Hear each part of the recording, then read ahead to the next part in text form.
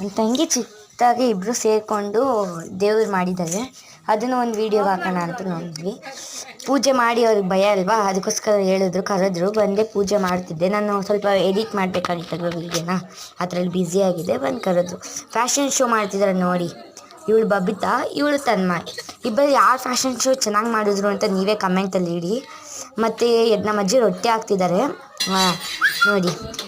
ಇದರಲ್ಲಿ ಕೆಳಗಡೆನೇ ಕೂತ್ಕೊಂಡು ರೊಟ್ಟಿ ಮಾಡಿದ್ರೆ ಈಸಿ ಅಲ್ಲ. ಇದರಲ್ಲೇ ಎಲ್ಲರೂ ಇದು ಮಾಡಿದ್ರು. ನನ್ನ ತಂಗಿ ಪ್ರಸಾದ ಕೊಡ್ತಿದ್ದಾಳೆ ನೋಡಿ. ಇದು ತೀರ್ಥ, ಸಕ್ಕರೆಗೆ ನೀರು ಹಾಕಿದ್ದಾರೆ. ಅದಕ್ಕೆ ಸ್ವಲ್ಪ ತುಳಸಿ ಹಾಕಿದ್ರೆ ಚೆನ್ನಾಗಿರೋದು. ಚಿಕ್ಕವರಲ್ವಾ, ಪರವಾಗಿಲ್ಲ. ಅದು ಸೀರೆ ಬೇರೆ ಉಟ್ಕೊತಾರೆ. ಈ ವಯಸ್ಸಿಗೆ ನಮ್ಗೆ ಸೀರೆ ಹಿಂಗೆ ಉಟ್ಕೊಡೋದು ಅಂತಲೇ ಬರ್ತಿರ್ಲಿಲ್ಲ. ಹಾಂ, ಮತ್ತು ಅರ್ಶಿನ ಕುಂಕುಮ ಚಿಕ್ಕ ಕೈಯಲ್ಲಿ ಎಷ್ಟು ದೊಡ್ಡ ಅವಳು ಅರ್ಶಿನ ಕುಂಕುಮ ಕೊಡ್ತಿದ್ದಾಳೆ ಅಂದರೆ ಇದೆ ಏನೋ ಚೆನ್ನಾಗಿತ್ತು ಅರ್ಶಿನ ಕುಂಕುಮ.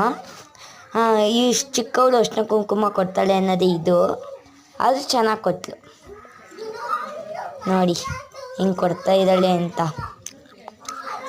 ಅದು ಹೂವನೂ ಸಿಕ್ಕಿಲ್ಲ, ಎಲ್ಲೋ ಇದ್ದಿದ್ದನ್ನ ತೊಗೊಂಡು ಬಂದಿದ್ದಾಳೆ. ಊರಲ್ಲಿ ಎಲ್ಲಾದರೂ ಹೂವು ಸಿಗುತ್ತಾ ಅಂದ್ಕೊಂಡು ತೊಗೊಂಡು ಬಂದಳು ಅಂತೂ ಇಂತೂ ಮಾಡಿ.